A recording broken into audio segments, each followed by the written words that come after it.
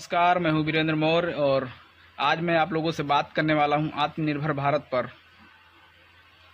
हमारे प्रधानमंत्री माननीय नरेंद्र मोदी जी देशवासियों को आत्मनिर्भर भारत का झुंझुना पकड़ाएंगे। फ्रांस से राफेल और जापान से बुलेट ट्रेन लाएंगे। साथियों, आज का वीडियो थोड़ा लंबा ज़रूर है, लेकिन आप लोग अंत तक ज़रूर देखें, क्योंकि जब तक आप पूरा वीडियो नहीं देखेंगे आपको समझ में नहीं आएगा। और यूट्यूब चैनल को सब्सक्राइब करें और बेल आइकन ज़रूर दबाएं ताकि अगले वीडियो आप तक पहुँचें, आप तक आसानी से पहुँचें। साथियों, आजकल भारत के प्रधानमंत्री माननीय नरेंद्र मोदी जी पूरे देश को आत्मनिर्भर भारत का सपना दिखा रहे हैं। पूरे देश को आत्मनिर्भर भारत का झुंझुना पकड़ा रहे हैं। भारत के युवाओं को आत्मनिर्भर का सपना दिखा रहे हैं। और सपना किस तरह दिखा रहे हैं वो देखिए आप लोग। भारत के युवाओं को कहते हैं कि आप खिलौने बना करके आत्मनिर्भर बनिए। और जो आईआईटी की जो फ़ीस वगैरह थी, पहले जो 2 लाख आईआईटी की फ़ीस थी, उसको अब 2 लाख से बढ़ाकर 24 लाख कर दिए हैं। तो एक तरफ जो यूनिवर्सिटियों की फ़ीस थी, विश्वविद्यालयों की फ़ीस थी, उसको बढ़ा करके 20 गुना 24 गुना कर रहे हैं और देशवासियों से कह रहे हैं कि आप लोग आत्मनिर्भर बनिए। प्रधानमंत्री जी युवाओं से कहते हैं कि आप आत्मनिर्भर बनिए और खिलौने बना करके मेक इन इंडिया की तरह, मेक इन इंडिया की मुहिम के तहत आप आत्मनिर्भर बनिए, देश को सक्षम बनाइए, खिलौने बेचिए। देश के गृह मंत्री जी कहते हैं कि आप पकौड़े तलिए, पकौड़े तल करके आत्मनिर्भर बनिए। तो साथियों, क्या इस तरह पकौड़े तल करके भारत के युवा आत्मनिर्भर बन सकते हैं? क्या खिलौने बेच करके युवा आत्मनिर्भर बन सकते हैं? बहुत बड़ा प्रश्न है ये देश के युवाओं के सामने। और भारत की शासन सत्ता संभाल है लोगों से बहुत बड़ा प्रश्न है कि जिस तरह आप लोग भारत को आत्मनिर्भर बनाने का सपना दिखा रहे हैं युवाओं को, क्या इस तरह से भारत आत्मनिर्भर बन सकता है? साथियों, अगर भारत को आत्मनिर्भर बनाना है, विश्वगुरु बनाना है, तो सबसे पहले भारत के शिक्षण संस्थानों को दुरुस्त करने की ज़रूरत है।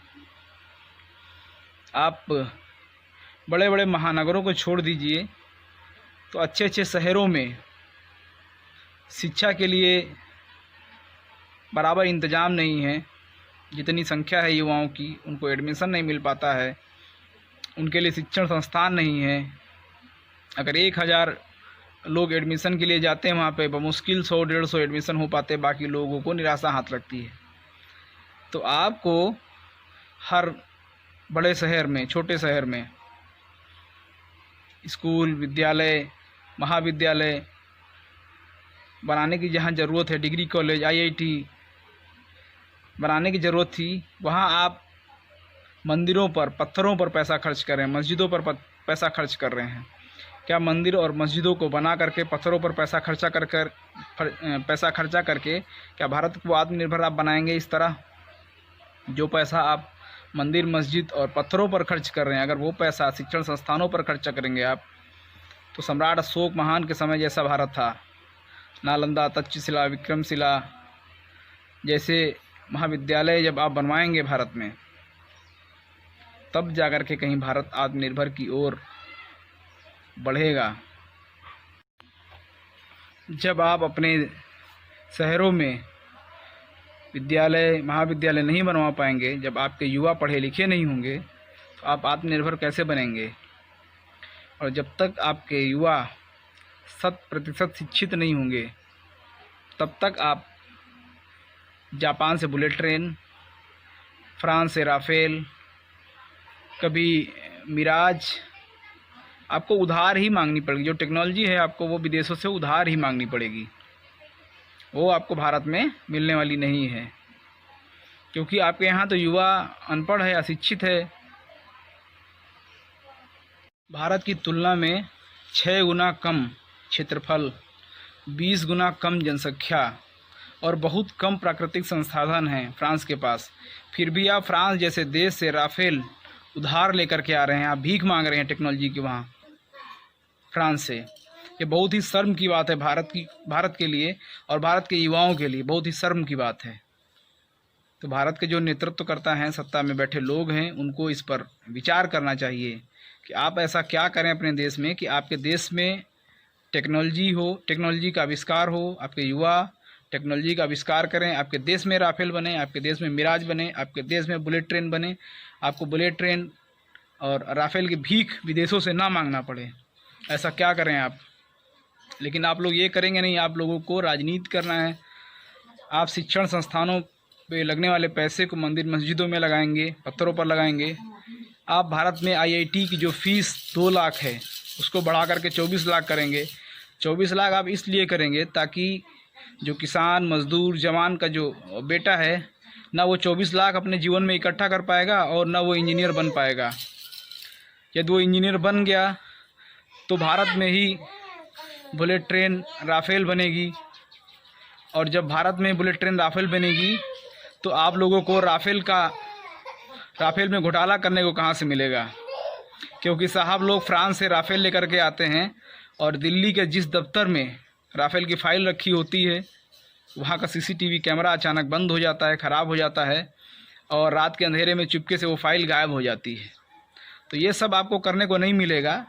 देश का युवा समझ रहा है, सारी चीज़ों को जान रहा है, इसीलिए आप लोग भारत में शिक्षण संस्थानों में फ़ीस इतनी महंगी कर दे रहे हैं कि यहाँ के युवा पढ़ ना पाएँ, एक गरीब किसान मजदूर अपने बच्चों को पढ़ा ना पाए, ताकि आपका जो घोटाला चल रहा है वो घोटाला आगे चलता रहे। और साथियों, एक बहुत ही मज़ेदार बात ये है कि भारत जो 130 करोड़ आबादी वाला देश है, उस देश में विडंबना देखिए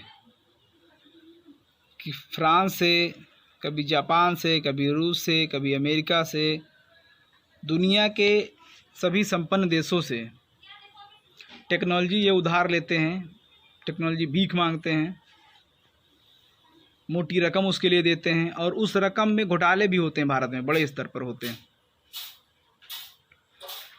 तो ये सब होने के बावजूद भारत में 17 सितंबर को तकनीक के देवता लोग बोलते हैं कि विश्वकर्मा जी जिन्होंने पूरी दुनिया को बनाया, उनकी पूजा भारत में होती और बड़े स्तर पर होती।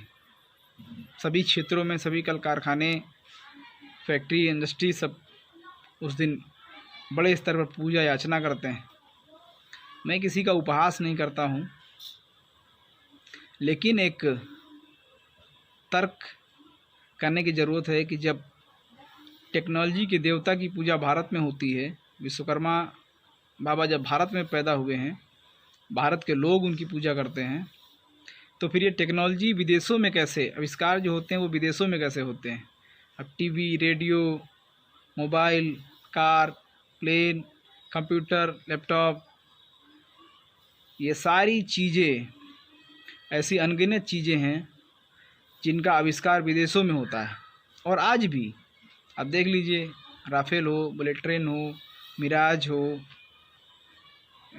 हेलीकॉप्टर हो, बहुत सारी ऐसी चीज़ें, अनगिनत चीज़ें हैं जो भारत विदेशों से ख़रीद रहा है।